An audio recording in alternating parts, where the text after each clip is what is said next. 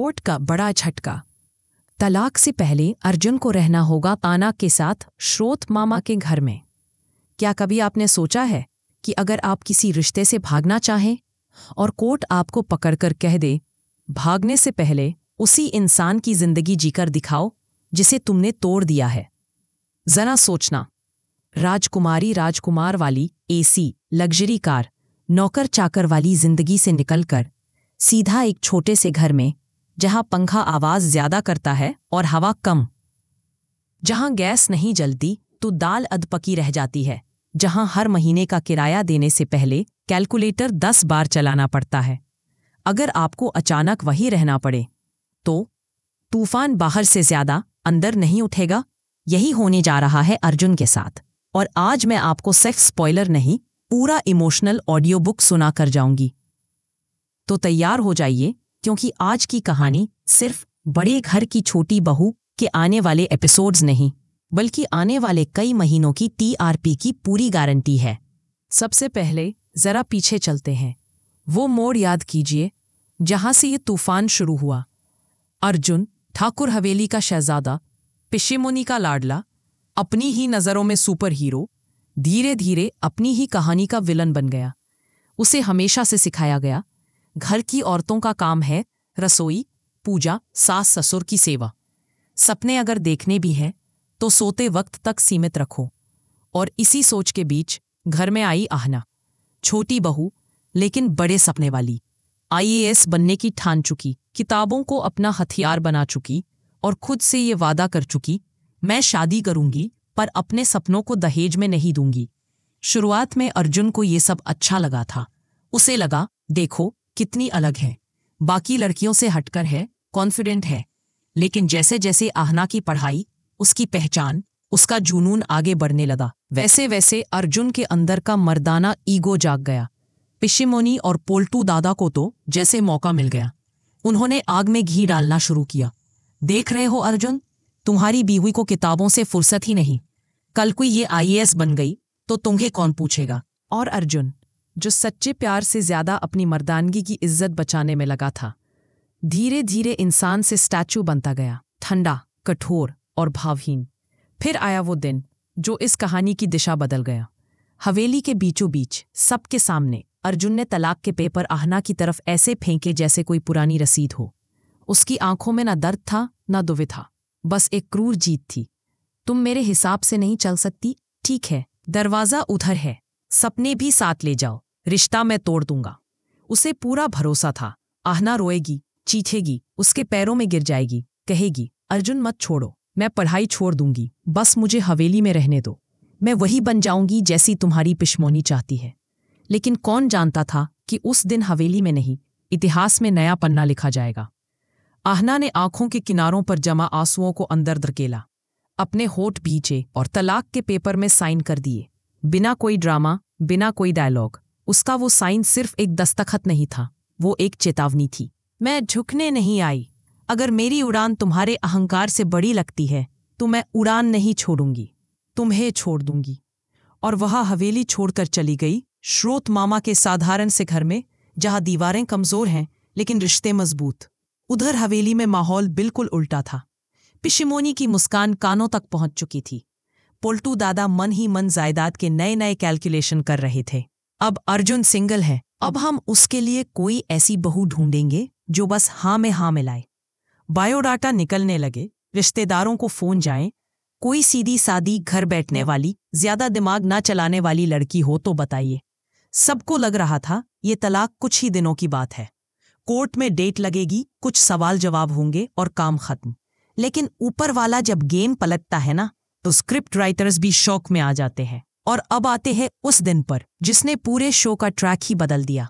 Film city में set तैयार था, परंपरागत शादी वाला नहीं, बल्कि असली कोर्ट रूम जैसा सेट। लकड़ी की बेंचें, दीवारों पर लगे फैसले, सब कुछ इतना रियल कि अगर कोई आम आदमी सेट पर घुस जाता तो उसे लगता वो सचमुच अदालत में आ गया है।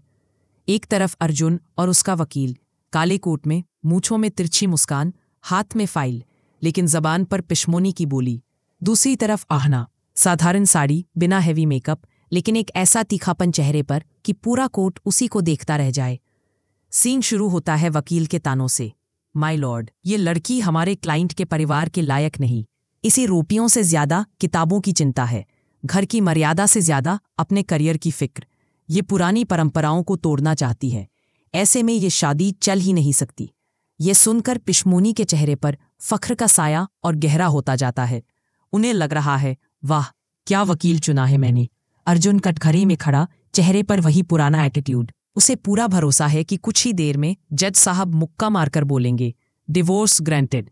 लेकिन असली इम्तिहान शुरू होता है जब जज साहब आहना से पूछते हैं, तुम्हें क्या कहना है। यहाँ वो चाहती तो सबका असली चेहरा खोल सकती थी। वो बता सकती थी कि कैसे पिशीमोनी ने उसके सपनों का मजाक उड़ाया, कैसे पोल्टू दादा ने उसे बेइज्जत किया, कैसे अर्जुन ने हर बार उसे कमतर महसूस कराया। लेकिन आहना चुपचाप खड़ी रही, फिर हल्के से सिर उठाकर बोली, माय लॉर्ड, अगर मेरी उड़ान मेरे पति के लिए अपमान है, अगर मेरी कामयाबी उन्हें चुभती है, तो मैं उन्हें आज़ाद करती हूँ। मुझे ये तलाक मंजूर है, लेकिन मैं अपना स्वाभिमान बेचकर किसी हवेली की सीढ़ियाँ नहीं चढ़ना चाहती। मैं वो रिश्ता नहीं बचाना चाहती जहां मेरे वजूद से ही किसी को तकलीफ हो। कोर्ट रूम में सन्नाटा छा गया। कुछ सेकंड के लिए ऐसा लगा जैसे किसी ने रिमोट से पॉज बटन दबा दिया हो। पिशीमोनी के चेहरे पर जीप की चमक और बढ़ गई। उन्हें लगा ये तो खुद ही मान गई, काम आसान हो गया। लेकिन कहानी यहीं से पलटनी थी। जज साहब ने फाइल बंद की, चश्मा उतारा, गहरी सांस लेकर बोले, ये अदालत शादी को कपड़े बदलने जितना आसान नहीं मानती। यहाँ मसला कंपैटिबिलिटी का कम, अहंकार और समझ की कमी का ज्यादा है। अर्जुन पहली बार थोड़ा असहज होता है। जज आगे बोलते हैं, अर्जुन तुम्हें लगता है कि आहना तुम्हारे परिवार में फिट नहीं बैठी, और आहना को लगता है कि तुम्हें उसकी दुनिया की कद्र नहीं। तुम दोनों ने एक दूसरे की असली जिंदगी देखी ही नहीं। इसलिए ये अदालत इस तलाक की अर्जी फिलहाल खारिज करती है। अर्जुन के चेहरे की अकड़ वहीं क्रैक हो जाती है। पिशीमोनी अपनी सीट से लगभग खड़ी हो जाती है। ये क्या मायने रखता है? माय लॉर्ड, हमारा बेटा। जज साहब हाथ ऊपर करके उन्हें चुप कराते हैं।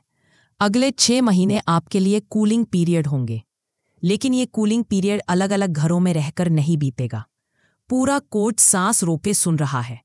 अर्जुन, तुम्हें लगता है अतना की जिंदगी आसान है? तुम्हें लगता है कि इसके उसूल गलत हैं, सोच गलत है? तो ये अदालत तुम्हें एक मौका देती है। अगले 6 महीने तुम अपनी पत्नी के साथ उसके वर्तमान पते पर रहोगे, ठाकुर हवेली में नहीं, श्रोत मामा के घर में। बिना हवेली की सुविधाओं के, बिना लग्जरी कारों के, बिना नौकर चाकर के। ये लाइन सुनते ही अर्जुन के चेहरे का रंग उड़ जाता है। श्रोत मामा, वही इंसान जो दुर्गा देवी के अतीत से जुड़े हैं, जिनसे अर्जुन नफरत करता है, जिन्हें वो अपने परिवार का दुश्मन मानता है। अब कोर्ट का ऑर्डर ये है कि उसे अगले 6 महीने उनके घर के नीचे रहना होगा, उनके नियमों के साथ। और बस यहीं से शुरू होता है असली ड्रामा। अब जरा इमेजिन कीजिए पहला दिन। एक तन सी गली, दोनों तरफ छोटे छोटे मकान, बच्चों का शोर, सब्जी वालों की आवाजें, ऊपर उलझे हुए बिजली के तार। इसी गली के आखिर में है श्रोत मामा का घर। लोहे का पुराना सा गेट, दीवारों पर थोड़ा उखड़ा हुआ पेंट, दरवाजे पर टंगी छोटी सी घंटी। वही गेट पर गुस्से से तमतमाया हुआ अपने महंगे ब्रांडेड सूटकेस के साथ खड़ा है अर्जुन। पीछे से पिशमोनी की आवाजें अभी भी कानों में गूंज रही हैं। मेरा बच्चा वहां भूखा मर जाएगा, मच्छर काट काट के खून चूस लेंगे। उस घटिया श्रोत ने मेरा बेटा छीन लिया। लेकिन कोर्ट के फैसले के आगे उनकी भी कुछ नहीं चली। गेट खुलता है, अंदर दिखता है छोटा सा आंगन, किनारे पर रखे 2-3 गमले, एक पुरानी लकड़ी की कुर्सी और दीवार पर टंगा हुआ भगवान का कैलेंडर। अर्जुन के चेहरे पर साफ लिखा है, ये जेल है या घर। वो अंदर कदम रखता है। उसकी आंखों को सब कुछ छोटा, तंग और असभ्य लगता है। दाल की खुशबू उसे बदबू लग रही है, पंखे की घरघराहट उसे सिरदर्द लग रही है। वो तमतमा कर आहना की तरफ देखता है। तुम्हारे चक्कर में मुझे इस कबाड़खाने में आना पड़ा। तुमने ही जज के सामने नाटक किया था ना। लेकिन अब सामने वो आहना नहीं है जो हवेली में चुपचाप सब सुनती रहती थी। वो बस हल्के से कहती है, जज साहब ने जो सही लगा वही किया, और अगर ये घर तुम्हें तबारखाना लगता है तो याद रखना मैं यहीं पली बड़ी हूं। बस इतना कहकर वो अपना बैग उठाती है, किताबें निकालकर शेल्फ पर जमाने लगती है। ये उसकी चुप्पी नहीं, ये उसका स्टैंड है। अगली सुबह अर्जुन को मिलती है जिंदगी की पहली असली क्लास। श्रोत मामा हाथ में झाड़ू लेकर कमरे में आते हैं, मुस्कुराते हुए बोलते हैं, बेटा अर्जुन, इस घर में नौकर चाकर नहीं आते। आहना अपनी पढ़ाई के साथ साथ घर का काम खुद करती है। अब से आंगन और कमरा साफ करना तुम्हारा काम होगा। अर्जुन के लिए ये बात ऐसे है जैसे किसी ने उसे थप्पड़ मार दिया हो। वो हकलाते हुए कहता है, मैं झाड़ू? आप मजाक कर रहे हैं ना? श्रोत मामा बड़े प्यार से झाड़ू उसके हाथ में थमा देते हैं। नहीं बेटा, ये सजा नहीं है, ये जिंदगी है, और जिंदगी में हर काम खुद करना पड़ता है। वो मजबूरी में झाड़ू उठाता है, गलत तरीके से घुमाता है, धूल उड़ती है, खांसता है, चिढ़ जाता है। ये सब मुझसे नहीं होगा, समझे? मैं नौकरों से काम कराने वाला इंसान हूं, खुद करने वाला नहीं। दूर से आहना ये सब देख रही होती है। कुछ देर तक चुप रहती है, फिर पास आती है। झाड़ू उसके हाथ से नहीं छीनती, बस हल्के से उसके हाथ पर अपना हाथ रखकर कहती है, झाड़ू ऐसे नहीं, ऐसे पकड़ते हैं। काम छोटा या बड़ा नहीं होता, सोच छोटी या बड़ी होती है। अर्जुन, ये पल कोई नजरअंदाज करने वाला रोमांस नहीं, ये वो सीन है जहां ईगो पहली बार जमीन पर गिरता है और इंसानियत थोड़ा सा उठती है। दिन बीतते हैं। अर्जुन धीरे धीरे इस नई दुनिया से टकराना शुरू करता है। बस से सफर करना, लाइन में खड़े होकर दूध लेना, गैस खत्म हो जाए तो चूल्हे पर चाय बनाना, किराने के दाम सुनकर सिर चक्करा जाना। हर छोटी चीज उसे महसूस कराती है कि अब तक वो जिंदगी नहीं जी रहा था, बस हवेली का वीआईपी वर्जन जी रहा था। एक बार ऐसा सीन होगा कि शाम को गैस खत्म हो जाती है, सिलेंडर नहीं आया। श्रोत मामा कहते हैं, आज चूल्हे पर दाल बनेगी, अर्जुन जरा मदद कर दो। अर्जुन जलते धुएं से खांसने लगता है, आंखों से पानी निकलने लगता है। वो चिढ़कर कहता है, लोग ऐसी जिंदगी भी जीते हैं क्या? आहना वहीं से जवाब देती है, लोग नहीं, हम जीते हैं अर्जुन, और जो लोग ऐसे जीते हैं वही सपने भी पूरे करते हैं, क्योंकि उन्हें पता होता है कि हर रोटी कितनी मेहनत से बनती है। ये बातें धीरे धीरे उसके दिमाग में हथौड़े की तरह बैठने लगती हैं। फिर आता है रात का पेपर कटर सीन, जहां बिजली जाती है, लाइट ऑफ, पंखा बंद, मच्छर ऑन। एसी में सोने का आदी अर्जुन अब पसीने में तरबतर लेटा है। उसे लग रहा है जैसे दुनिया खत्म हो गई है। वो लगातार करवटें बदलता है, चिढ़ता है, बड़बड़ाता है, ये कैसी जिंदगी है यार, सांस भी ठीक से नहीं ली जा रही। तभी उसकी नजर पड़ती है फर्श पर बिछी चटाई पर बैठी आहना पर। मोमबत्ती की हल्की सी रोशनी, बगल में रखी पानी की छोटी बोतल, हाथ में ताड़ का पंखा और सामने खुली आईएएस की मोटी किताब। वो पसीने से भीगी है, लेकिन चेहरा शिकायत से नहीं, फोकस से भरा है। न बिजली के लिए गुस्सा, न हालात के लिए रोना, बस अपने लक्ष्य को पकड़कर बैठी हुई। अर्जुन हैरान रह जाता है। वो सोचता है, ये वही लड़की है जिसे मैं घर में कैद करना चाहता था, और ये यहाँ पसीने और अंधेरे में भी अपने सपने के लिए बैठी है। कुछ सेकंड के बाद वो चुपचाप उठता है, उसके पास जाता है और उसके हाथ से पंखा लेकर खुद हवा करने लगता है। आहना पहले तो चौंकती है, फिर हल्का सा मुस्कुराकर बस इतना कहती है, थैंक यू। अब अगर तुम चाहो तो सोने की कोशिश कर सकते हो, मैं पढ़ाई पूरी कर लूं, बस वही काफी है। ये वो सीन है जहां दर्शक भी मुस्कुराए बिना नहीं रहेंगे, क्योंकि यहाँ पहली बार अर्जुन उसके सपनों की दुश्मनी नहीं, साथी बनता दिखता है। फिर आता है सब्जी मंडी का ट्रैक, जहां अर्जुन को पहली बार समझ आता है कि पैसे पेड़ पर नहीं उगते। श्रोत मामा उसे 200 रुपए देकर कहते हैं, आज सब्जी तुम लाओगे, आलू टमाटर प्याज सब जरूरी है, और हाँ, कोशिश करना कि थोड़े रुपए बच भी जाएं। अर्जुन तरह तरह के लोगों के बीच भीड़ भरी मंडी में उतरता है। एक तरफ से आवाज, टमाटर ले लो, दूसरी तरफ से आलू सस्ते, आलू सस्ते। वो घबराया हुआ सा पूछता है, भाई आलू कितने के? सब्जी वाला कहता है, 30 रुपए किलो। अर्जुन हक्का बक्का, हवेली में तो 15 में मिलते थे। सब्जी वाला हंसकर जवाब देता है, हवेली वाले दाम हवेली में ही मिलते हैं बाबू, यहाँ तो बाजार चल रहा है। अर्जुन पहली बार महसूस करता है कि आहना जब घर संभालती थी तो सिर्फ रोटियां नहीं बनाती थी, जिम्मेदारी निभाती थी। घर लौटकर जब वो आहना को बताता है कि यार सब्जी कितनी महंगी है, तो वो मुस्कुरा कर कहती है, अच्छा तो अब समझ आएगा कि मैंने हर महीने के बजट में कैसे कैसे जुगाड़ करके तुम्हारी पसंद का खाना भी बनाया और अपनी कोचिंग फीस भी भरी। ये छोटी छोटी बातें मिलकर अर्जुन के भीतर एक नई इज्जत, नया सम्मान पैदा करने लगती हैं, जो सिर्फ पत्नी होने के नाते नहीं, एक इंसान, एक योद्धा होने के नाते है। लेकिन कहानी अगर सिर्फ समझबूझ से चलती तो टीआरपी कौन देखता। तो आता है जलन वाला ट्विस्ट, क्योंकि प्यार के बिना ईर्ष्या अधूरी है। एक दिन फ्री बैठे बैठे अर्जुन के दिमाग में ख्याल आता है, चलकर देखूं तो सही आईएएस क्लास में ये इतनी स्टार कैसे बनती है। वो चुपके चुपके कोचिंग सेंटर पहुंचता है और जो सीन वहां देखता है वो उसके अंदर ज्वालामुखी जगा देता है। क्लास में आहना सबसे आगे बैठी है। टीचर उससे सवाल पूछ रहे हैं और वो धारा प्रवाह जवाब दे रही है। बोर्ड पर मुश्किल सवाल हल कर रही है। स्टूडेंट्स नोट्स बनाने में लगे हैं। क्लास खत्म होते ही कुछ लड़कियां उससे नोट्स मांगती हैं, कुछ लड़के डाउट पूछते हैं। वही एंट्री होती है आदित्य की। आदित्य सीधा सादा लेकिन कॉन्फिडेंट लड़का, क्लास का टॉपर टाइप, जो आहना का बहुत सम्मान करता है।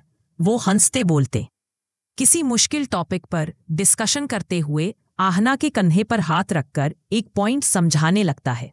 दूर से खड़ा अर्जुन ये सब देखता है और उसके अंदर की आग फट पड़ती है। वो सोचता है ये वही लड़की है जिसे मैंने घर में बंद करना चाहा और यहाँ पूरा क्लास इसकी तारीफ कर रहा है। ये इसकी इज्जत करते हैं और मैं। वो गुस्से में फटता हुआ घर लौटता है। रात को मौका मिलते ही पूछ बैठता है वो लड़का कौन था, उसके साथ इतनी हंस हंस कर बात कर रही थी तुम। आहना उसकी तरफ देखती है। चेहरे पर कोई डर नहीं, बस सादगी भरा तीखापन। वो मेरा सहपाठी है आदित्य। यहाँ हम सबका एक ही रिश्ता है, स्टूडेंट और सपने का। कोई किसी के निजी जीवन में ताका झांकी नहीं करता। और तुम्हें क्यों फर्क पड़ रहा है अर्जुन? तुम तो मुझसे तलाक चाहते हो, याद है? एक लाइन सीधी दिल पर। ये वो रात होती है जब अर्जुन पहली बार खुद से पूछता है जो मैं तोड़ने जा रहा हूं वो सिर्फ शादी नहीं, शायद मेरी जिंदगी की सबसे कीमती चीज है। फिर कहानी में आता है सबसे इमोशनल मोड़, बीमारी वाला ट्रैक। मौसम बदलता है, पानी, उमस, टेंशन, सफर, नया माहौल, सब मिलकर अर्जुन को बीमार कर देते हैं। तेज बुखार, बदन टूटना, आंखें जलना, सांस भारी। अब यहाँ ना हवेली की नर्स है, ना कुक, ना रामू काका, ना महंगे डॉक्टर, सिर्फ एक इंसान, आहना, जिसके अगले दिन बहुत महत्वपूर्ण मॉक टेस्ट है, जो उसकी रैंक, उसकी तैयारी, उसके भविष्य का रास्ता तय कर सकते हैं। लेकिन उस रात वो अपनी किताबें बंद कर देती है। वो ठंडे पानी की पट्टियां बनाती है, अर्जुन के माथे पर रखती है, दवाई लाकर देती है, रात भर उसके पास बैठकर उसके तापमान पर नजर रखती है। बुखार की बेहोशी में अर्जुन को महसूस होता है जैसे उसकी माँ उसके सिर पर हाथ रखकर बैठी हो। उसे याद आते हैं वो सारे पल जब उसने आहना पर चिल्लाया, उसकी बेइज्जती की, उसके सपनों का मजाक उड़ाया, जब उसने कहा था तुम मेरे लायक नहीं हो। सुबह जब बुखार थोड़ा उतरता है, वो आंख खोलता है और देखता है आहना कुर्सी पर बैठे बैठे उसी हालत में सो गई है। उसके हाथ में अभी भी गीली पट्टी है, कलाई पर घड़ी रुकी नहीं, लेकिन रात बीत चुकी है। अर्जुन के दिल से शायद पहली बार शुक्रिया और पछतावे की मिलीजुली आहट निकलती है। वो श्रोत मामा से पूछता है, मामा, मैंने इसके साथ इतना बुरा किया, इतना गलत व्यवहार किया, फिर भी इसने पूरी रात मेरी सेवा क्यों की? श्रोत मामा की आंखों में वो गहराई है जो सिर्फ उन लोगों में होती है जिन्होंने जिंदगी को बहुत करीब से देखा हो। वो कहते हैं, क्योंकि बेटा, प्यार सिर्फ हक नहीं, फर्ज भी होता है। और असली इंसान वो है जो सामने वाले की इंसानियत देखता है, सिर्फ रिश्ता नहीं। आहना ने तुम्हें इसलिए नहीं संभाला क्योंकि तुम उसके पति हो, बल्कि इसलिए कि तुम बीमार इंसान हो। ये उसके संस्कार हैं और ये तुम्हारी सबसे बड़ी हार और शायद सबसे बड़ी जीत भी बन सकती है, अगर तुम इसे समझ जाओ। यहीं से अर्जुन के अंदर एक नई लड़ाई शुरू हो जाती है। अहंकार बनाम एहसानमंदी, ईगो बनाम इमोशन। उधर हवेली में भी हालात बदल रहे हैं। पिशिमोनी बेचैन है। उन्हें लग रहा है उनके हाथ से कंट्रोल फिसलता जा रहा है। वो कभी टिफिन भेजती हैं, अर्जुन का पसंदीदा खाना, ताकि उसे श्रोत मामा का घर घटिया लगे। कभी आरामदायक गद्दा, तकिए, छोटे छोटे कंफर्ट भिजवाने की कोशिश करती हैं। एक दिन तो वो खुद गेट तक पहुंच जाती हैं, हाथ में टिफिन, आंखों में आंसू, ड्रामेबाजी फुल ऑन। मेरा बच्चा तो राजकुमार है, उसे यहाँ कैसे रखा है तुम लोगों ने? ये कोर्ट का फैसला नहीं, साजिश है। लेकिन वहां दरवाजे पर खड़ी होती है अब की शेरनी आहना। वो टिफिन वहीं लौटा देती है। पिशिमोनी, ये पिकनिक नहीं है, ये कोर्ट का आदेश है। अर्जुन यहाँ तकलीफ उठाने नहीं, सच्चाई देखने आया है। अगर आप उसे फिर से हवेली की आराम तलब दुनिया की याद दिलाएंगी तो ये कूलिंग पीरियड नहीं, चीटिंग बन जाएगा। और मैं उसकी आंखों की आग देखकर पिशिमुनी कुछ सेकंड को खामोश हो जाती है। उसी समय पर्दे के पीछे से एक और बदलाव जन्म ले रहा होता है, अमरदादा का। अमरदादा जो हमेशा चुप शांत बीच बीच में नजर आते थे, अब श्रोत मामा को फोन पर कहते हैं, मामा जी, मैं जानता हूं आप क्या कर रहे हैं और मैं आपके साथ हूं। अर्जुन को ये सब झेलना जरूरी है, वरना वो कभी नहीं बदलेगा। पोल्टू अगर कुछ उल्टा सीधा करे तो पहले मुझे बताइएगा। ये दिखाएगा कि ठाकुर हवेली में हर कोई बुरा नहीं, कुछ लोग सच्चाई और बदलाव के लिए भी खड़े हैं। दूर बैठी दुर्गा देवी एक माँ के दिल से परेशान है, लेकिन एक औरत के नाते उन्हें सुकून है कि उनका बेटा शायद पहली बार जिंदगी को सही एंगल से देख रहा है। धीरे धीरे 6 महीने बीतते हैं। इस दौरान हम बहुत सारे छोटे छोटे सीन देखेंगे। अर्जुन सुबह झाड़ू लगाता हुआ, शाम को श्रोत मामा के साथ चाय पीता हुआ, रात को आहना की किताबें उठाकर टेबल पर ठीक से रखता हुआ, कभी चुपके से उसकी तैयारी के लिए पेन रजिस्टर लाकर रखते हुए। वो अब रईस घमंडी अर्जुन नहीं बल्कि इंसान अर्जुन बन। और फिर आता है कोर्ट की आखिरी तारीख। कोर्टरूम फिर से भरा हुआ है। पिशिमुनी को लगता है अब तो मेरा बेटा तंग आ चुका होगा, अब ये खुद तलाक के लिए चीखेगा। पोल्टू दादा ने वकील को पहले ही समझा दिया है, आज जो हो ये रिश्ता खत्म होना चाहिए। जज साहब फाइल खोलते हैं, सामने देखते हैं और सीधे अर्जुन से सवाल करते हैं, मिस्टर अर्जुन, 6 महीने पूरे हो चुके हैं, क्या आप अब भी अपनी पत्नी आहना से तलाक चाहते हैं? पूरा हॉल चुप। अर्जुन धीरे से अपनी जेब में हाथ डालता है। वो पुराने तलाक के पेपर निकालता है जो वो इन 6 महीनों से अपने साथ रखे हुए था, जैसे अपने पाप की याद दिलाने वाली चीज। यूं उन पेपर्स को सामने ही फाड़ देता है, टुकड़े टुकड़े करके हवा में उड़ा देता है। माय लॉर्ड, मुझे तलाक नहीं चाहिए, मुझे सजा चाहिए। उस बात की कि मैंने अपनी पत्नी को समझाने से ज्यादा उसे बदलने की कोशिश की। सजा इस बात की कि मैंने उसके सपनों को अपमान समझा। मुझे एक मौका चाहिए कि मैं वही आदमी बनूं जिसके साथ आहना बिना डर के, बिना झुककर अपने सपने पूरे कर सके। वो आहना की तरफ मुड़ता है, सबके सामने हाथ जोड़कर कहता है, आहना, मैं तुम्हारे लायक पति नहीं था, लेकिन अगर तुम चाहो तो मैं तुम्हारे सपनों के लायक साथी बनने की कोशिश करना चाहता हूं। मैंने श्रोत मामा के छोटे से घर में सीखा है कि घर दीवारों, एसी और झूमरों से नहीं बनता। घर बनता है उन लोगों से जो तुम्हारे गिरने से पहले तुम्हें थाम लें और तुम्हें उड़ते देखकर खुश हों, ना कि डरे। आहना की आंखों में आंसू है, कमजोरी के नहीं, कन्फ्यूजन और राहत के बीच की एक पतली सी लकीर के। यहीं पर मेकर्स अगले ट्रैक की गुंजाइश छोड़ देंगे। क्या आहना तुरंत माफ करेगी? क्या वो कहेगी, पहले आईएएस बन लेने दो फिर सोचूंगी? क्या दोनों मिलकर नए सिरे से रिश्ता शुरू करेंगे? यही तो आने वाले हफ्तों का मसाला है। और यकीन मानिए, ये पूरा ट्रैक अगर सही तरह से लिखा और शूट किया गया तो बड़े घर की छोटी बहू की टीआरपी कई महीनों तक टॉप 5 से नीचे आएगी ही नहीं। अब अगर आप यहां तक मेरे साथ बने रहे तो सबसे पहले दिल से थैंक यू। आपने अपने 15 मिनट इस कहानी को दिए। मतलब आप सिर्फ सीरियल नहीं, रिश्तों की रोलर कोस्टर राइड भी महसूस कर रहे हैं। अब मेरे पास आपके लिए 2-3 छोटी छोटी बातें हैं जो सच में आपके काम की हैं। सबसे पहले, अगर आपको ये डिटेल स्टोरी टाइम, ये इन डेप्थ ट्रैक एनालिसिस अच्छा लगा हो, अगर आपको लगा हो कि हाँ, ये कंटेंट बाकी नॉर्मल अपडेट से अलग है, तो प्लीज़ ये रिश्ता एक तरफा मत रखिए। चैनल को सब्सक्राइब कीजिए, वीडियो को लाइक कीजिए, कमेंट करके मुझे ज़रूर बताइए आप इस ट्रैक में सबसे ज़्यादा किस सीन का इंतज़ार कर रहे हैं। अर्जुन झाड़ू वाला, रात की मोमबत्ती वाली पढ़ाई या कोर्ट में तलाक के पेपर फाड़ने वाला? अगर आपने अभी तक सब्सक्राइब नहीं किया है तो सच बताऊं, आप बहुत कुछ मिस कर रहे हैं। आपका एक सब्सक्राइब मेरे लिए सिर्फ एक नंबर नहीं, मेरे लिए प्रॉमिस है कि हाँ, मैं तुम्हें सुनता सुनती हूँ। तुम जो मेहनत कर रही हो वो दिख रही है।